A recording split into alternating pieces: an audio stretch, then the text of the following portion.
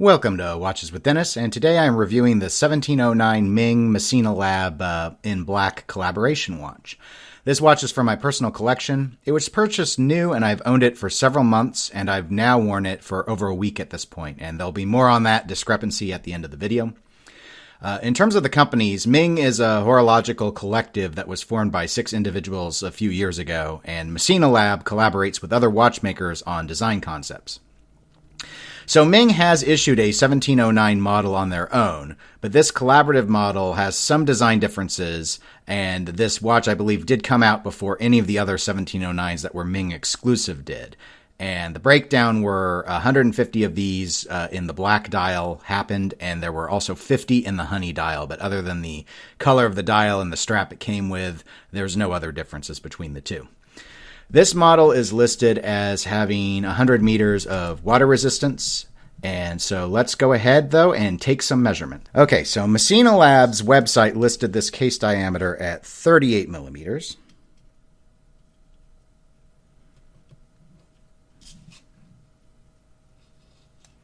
Get 38.1, so that's accurate. Lug width, these are flared lugs, so this might be a little odd to do because I'm not quite sure exactly what's the best point. Getting about 20 millimeters there. Then the thickness, the Massena LAB website said 10 millimeters, so let's see what my calipers get. They get 10.2 millimeters. Okay. And the lug to lug. So I didn't see that on the website. That's not unusual. Again, we have these flared lugs, so I'm getting about 42.5 millimeters on the lug to lug. So, looking at the face of this watch, the first thing one notices is the honeycomb pattern on the dial. There are Arabic numerals that are laser etched on the reverse side of the sapphire crystal, so they're not actually placed on the dial themselves, which is pretty unique compared to most watches. And the sapphire crystal does have a double-sided anti-reflective coating applied. There are a few exceptions, as you can see, to the Arabic numerals. There's the O symbol, which is seems to be a Ming watch standard to do on their dials up at the 12 o'clock position here. Then you see Ming, the company name, listed at the 3 o'clock position on the crystal. And then over at the 9 o'clock position, you can see the logo for Massena LAB. The watch hands are skeletonized, and there is no seconds hand on the watch. It's just the hour hand and the minute hand. You can see the whiteness on the hands. That's the lume. So the hands are edged in lume, and the lume is quite bright on the hands when charged. These etched crystal elements with the Arabic numerals and such on the crystal are actually filled with lume, hence why they are white as well. However, this lume is quite faint compared to just how luminous the hands are. I'll go ahead and drop some footage in here of the lume so you can see what it looks like after a recent charge.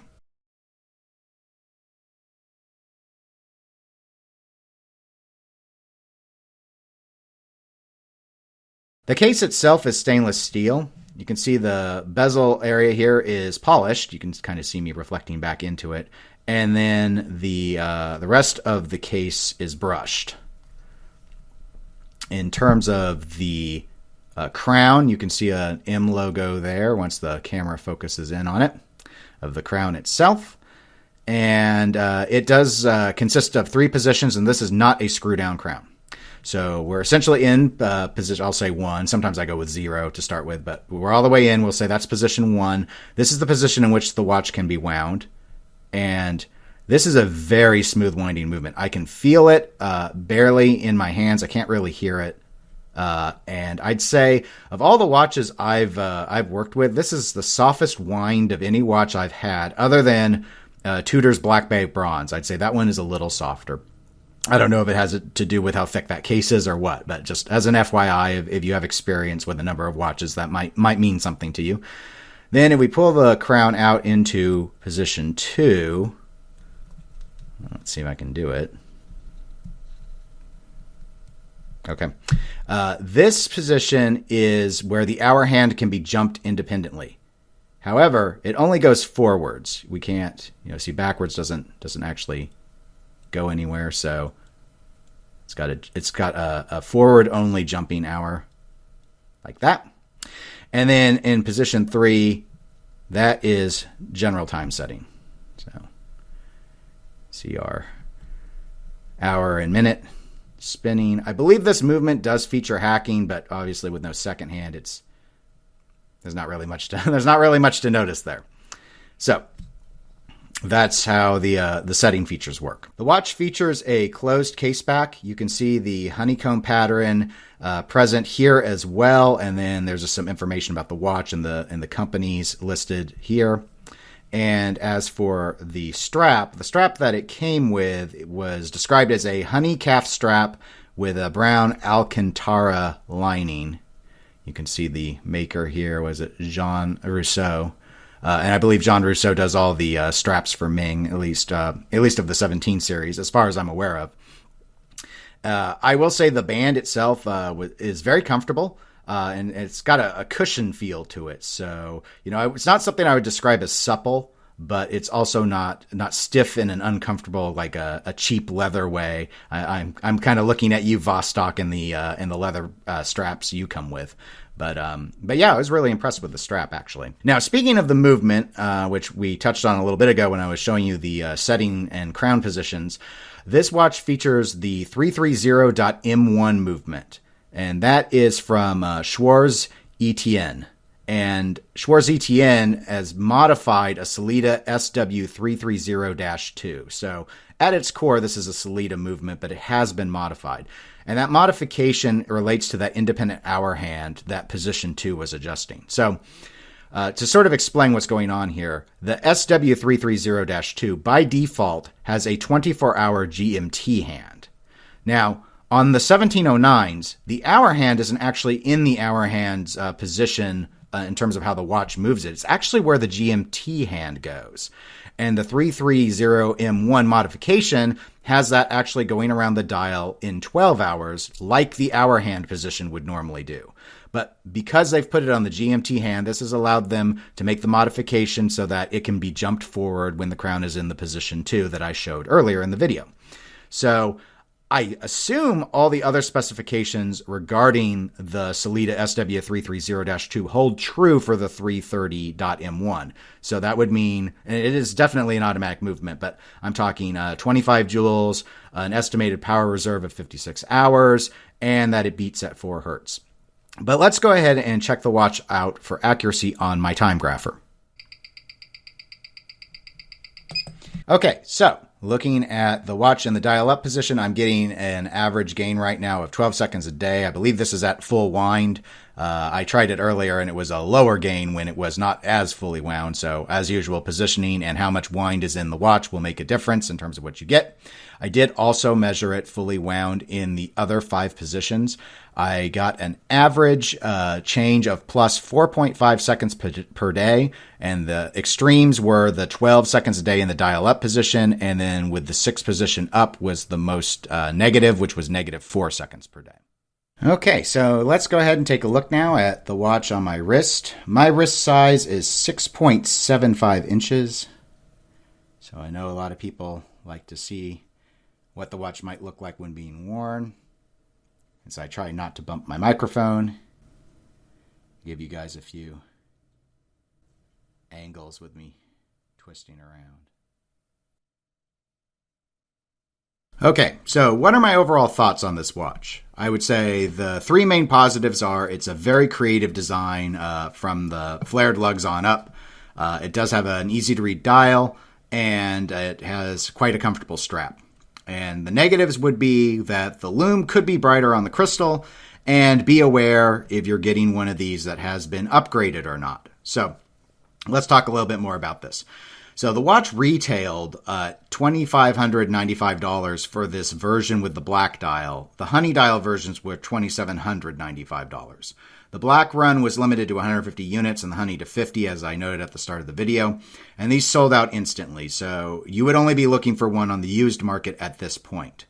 A lot of this watch follows the Ming style, or what I would call the Ming style, which is just very different from any other watch I'm aware of. And it's what drew me to the piece and why I bought one.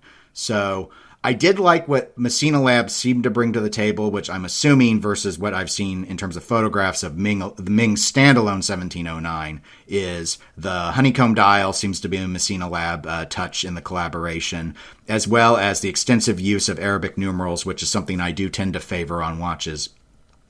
I do think it's just really interesting, and again, a Ming staple, that we have a mechanical watch here. Not the greatest accuracy, but not bad accuracy, but it's not showing off its mechanical nature with the seconds hand. So all in all, it's really different, and it's just not something I normally see out there from other manufacturers. And I think that's probably what draws a lot of people to Ming watches in general.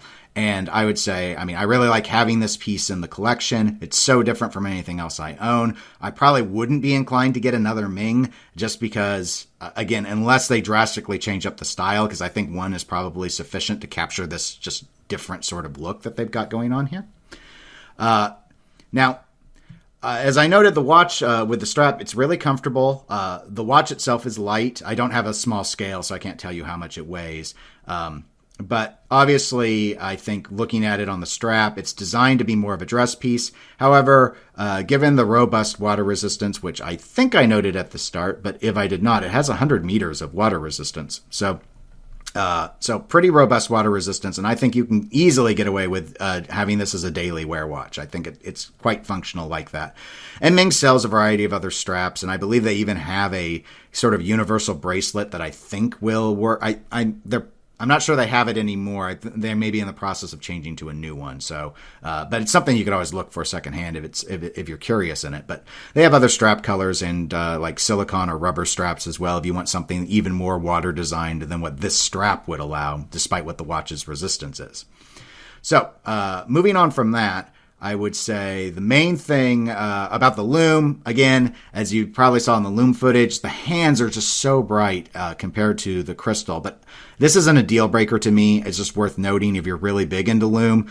The numerals being on the crystal it's a really cool idea, but I'm assuming that is just so shallow, that laser etching. There's only so much lume they could get in there. And as a side effect, while I think the lume is very evenly applied, it's just not very bright when it comes to reading the crystal in the dark.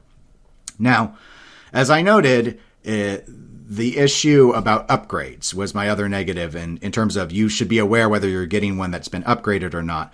The main thing that happened with the 1709 in this, at least in the collaboration model, was when the watches left the factory, a lot of people experienced issues, and my watch was included in that. I do have a video that shows what my issues were related to my hour hand basically slipping. And there were a number of similar reports that came out immediately upon the receipt of the watches. So I was by far not alone in that, though I don't believe, at least that Ming and Massena LAB have heard from everyone that they had the problem. But it was a widespread problem. Ming did service this watch, and the solution was to upgrade two components. So the upgrades are, first, the retaining spring for the hour gear was upgraded to a more robust component, and then the cam and jumper spring profile for the independent hour setting mechanism was also upgraded. It did take a few months for those upgrades to all happen, and that's why at the start of the review I've noted I've owned this watch for several months because I did buy it new, but I've only just now been able to complete wearing it for over a week because I sent it off right away as soon as they were willing to accept returns to start diagnosing and fixing the problem. I sent mine in. So, bottom line is, if you're looking into this watch secondhand, you'll want to know from the seller whether or not they have gone and gotten the upgrades or not. In my opinion, you want the upgrades. And that doesn't mean the seller has to do the upgrades, but you need to find out whether you're able to do that, and you'll want to factor that in because I don't know how long it will take. Probably not as long as it took for me, because at the time when I sent my watch in, Ming had not yet had the solution figured out and the problem fully diagnosed. They just knew what the reports were. So that's now been solved, so they know what to do. It's just a question of actually getting it done to your watch.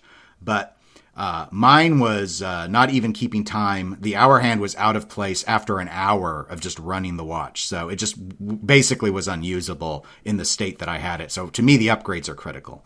I do want to go ahead and note that I believe, as I said earlier, this Ming Massena LAB, a collaboration 1709, they were the first 1709s that went out to my knowledge. So those 200 went out.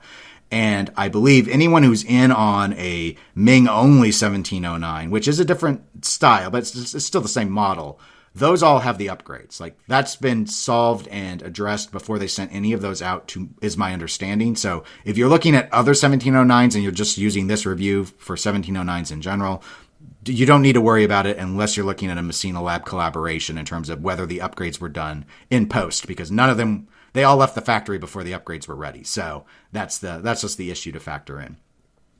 So anyway, thanks for watching the review video. If you enjoyed the video, please give it a like, as it does help my channel out. And if you'd like to be automatically notified when I release new videos, just click the subscribe button. Thank you very much for watching, and have a great day.